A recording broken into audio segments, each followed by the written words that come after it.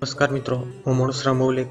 આજનો વિષય છે વિવિધ સ્પર્ધાત્મક પરીક્ષામાં પૂછવામાં આવતા ગુજરાતી સાહિત્યના પ્રશ્નો. એની અંદર ભાગ 3, પ્રશ્ન નંબર 101 થી 150 આપણે જોઈએ.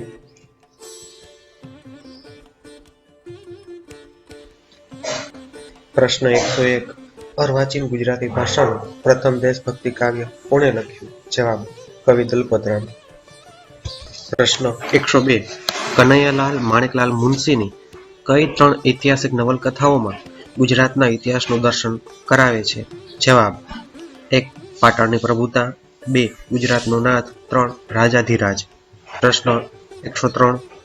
કાકા સાહેબ કાલેલકરે લખેલ જીવનનો આનંદ અને રખડવાનો આનંદ ગ્રંથનો સાહિત્ય પ્રકાર જણાવો.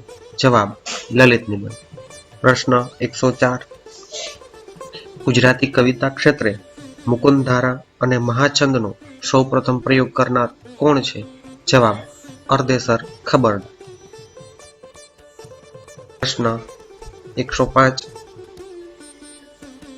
ગુજરાતી સાહિત્યમાં કોની પદરચનાઓ કાફી તરીકે પ્રસિદ્ધ થઈ છે? જવાબ: કવિ ધીરો. પ્રશ્ન 106. જનની જોડ સખી નહે જડે રે લોલ જાણીતી કાવ્ય પંક્તિના રચયિતા કોણ છે? જવાબ: દામોદર ખુશાલદાસ બોટાદકર, કવિ બોટાદકર. પ્રશ્ન 107. જય ભીખુ પુરસ્કાર ગુજરાત સરકાર તરફથી શેના માટે એનાયત કરવામાં આવે છે? જવાબ: માનવ કલ્યાણના ક્ષેત્રે ઉમદા પ્રવૃત્તિ કરવા બદલ. પ્રશ્ન 108. નર્મદ અર્વાચીનમાં આદ્ય જીવનચરિતના લેખકનું નામ જણાવો. જવાબ: કનૈયાલાલ મુનશી. પ્રશ્ન 109. નાનાલાલ કવિ કયા જાણીતા કવિના પુત્ર હતા? જવાબ: કવિ દલપતરામ. પ્રશ્ન 110. ભક્ત કવિ નરસિંહ મહેતાની કવિતા પર કઈ વિચારધારાનો પ્રભાવ છે? જવાબ: પ્રેમ રક્ષણા ભક્તિ. પ્રશ્ન 111. મધ્યકાલીન ગુજરાતી કવિ પ્રીતમનો જન્મ ક્યાં થયો હતો? જવાબ: બાવળા. પ્રશ્ન 112.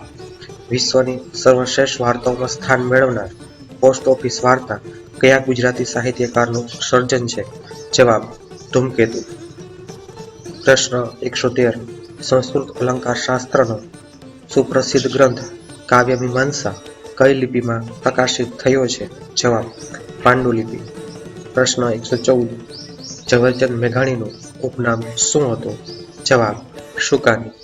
પ્રશ્ન 115. રામ રમકડું જડ્યું રે રાણાજી પદ કોણે રચ્યું છે? જવાબ: મીરાબાઈ. પ્રશ્ન 116. નરસિંહ મહેતાને જૂનાગઢના કયા રાજવીના સમકાલીન ગણવામાં આવે છે? જવાબ: માંડલિક. પ્રશ્ન 117. ભગવાન શિવે પ્રસન્ન થઈ નરસિંહ મહેતાને શેના દર્શન કરાવ્યા હતા? જવાબ: રાસલીલા. પ્રશ્ન 118. મધ્યકાલીન ગુજરાતી સાહિત્યમાં જ્ઞાનનો ગરવો વડલો કોણ માનવામાં આવે છે? જવાબ: અખા ભગત. પ્રશ્ન 119. શહીદ થયેલા સ્વતંત્ર સૈનિકનું શબ જોઈને ઝવેરચંદ મેઘાણીએ કઈ કૃતિ રચી હતી? જવાબ: મૃત્યુનો ગરબો. પ્રશ્ન 120. ગુજરાતી સાહિત્યમાં આખ્યાનનો પિતા કોણ ગણાય છે? જવાબ: ભાલણ. પ્રશ્ન 121. કવિ દલપતરામે સ્વામિનારાયણ સંપ્રદાયના કયા સંત પાસેથી ધર્મ દીક્ષા લીધી હતી? જવાબ: ભૂમાનંદ સ્વામી. પ્રશ્ન 122. નરસિંહરાવ દ્વિવેટીયાના કાવ્ય સંગ્રહનું નામ શું છે? જવાબ: કુસુમમાળા. પ્રશ્ન 123. જીવનમાં ભૂખ ભૂંડી છે ને તેથી ભૂંડી તો ભીખ છે પન્નાલાલ પટેલની કઈ મહાન નવલકથાનો આ વિચાર છે? જવાબ: માનવીની ભવાઈ. પ્રશ્ન 124. ગુજરાતી સાહિત્ય પરિષદના સ્થાપક કોણ હતા? જવાબ: રણજીતરામ વાવાભાઈ. પ્રશ્ન 125. કવિ ભાલણનું મૂળ નામ શું હતું? જવાબ: પુરુષોત્તમ ત્રિવેદી. પ્રશ્ન 126. કવિ ભીમ કોના શિષ્ય હતા? જવાબ: કવિ ભાલણ. પ્રશ્ન 127. ઈડરના રાજા રણમલના જીવન પર આધારિત કઈ કૃતિ રચાઈ છે? જવાબ રણમલ છંદ. પ્રશ્ન 128. કલાપીના ઉપનામથી જાણીતા ગુજરાતના કવિનું નામ શું હતું? જવાબ સુરસિંહજી તક્ષરજી ગોહિલ. પ્રશ્ન 129. ઝવેરચંદ મેઘાણી કયા ગુજરાતી દૈનિક સમાચાર પત્રમાં પત્રકાર હતા? જવાબ ફૂલછાપ. પ્રશ્ન 130. નરસિંહરાવ દિવેટિયાની સ્મરણ સંહિતા કરુણ પ્રશસ્તિ કોને ઉદ્દેશીને રચાઈ છે? જવાબ સ્વર્ગસ્થ પુત્ર નલિનકાંતને. પ્રશ્ન 131. મર્દ તેહનું નામ આ પંક્તિ કોણે લખી છે?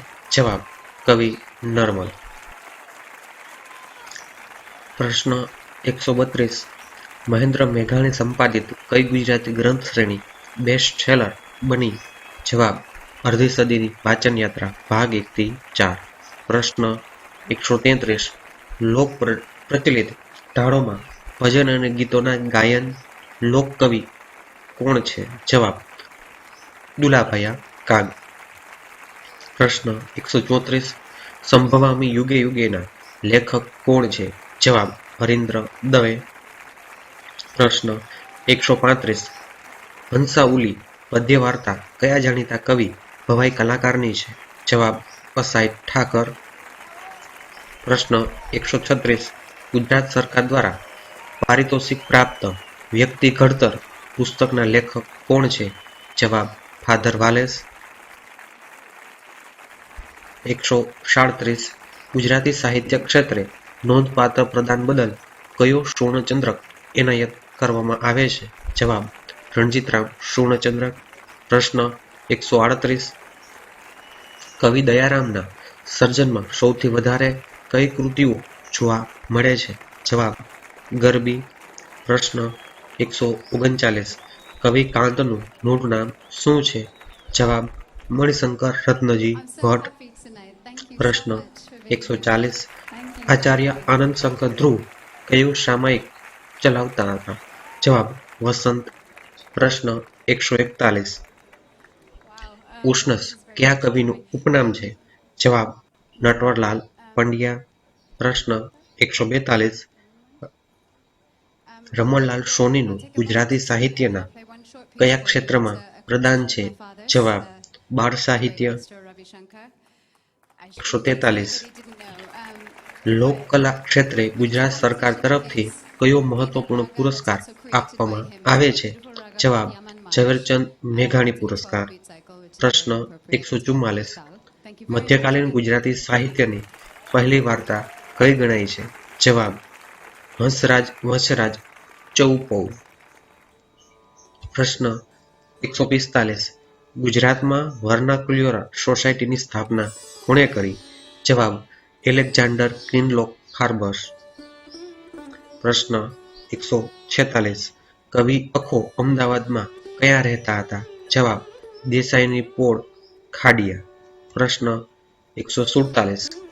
આનંદ મંગળ કરું આરતી નામની આરતી લખનાર કોણ છે? જવાબ કવિ પ્રીતમ. પ્રશ્ન 148.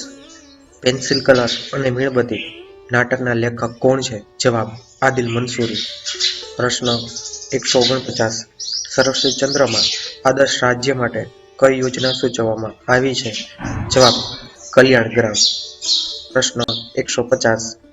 પન્નાલાલ પટેલની કઈ પ્રસિદ્ધ નવલકથાને ભારતીય જ્ઞાનપીઠ પુરસ્કાર પ્રાપ્ત થયો છે? જવાબ માનવીની ભવાઈ. હવે પછીના મિત્રો ગુજરાતી સાહિત્યના પ્રશ્ન 151 થી 200 ભાગ 4 માં આપણે જોઈશું. આભાર મિત્રો.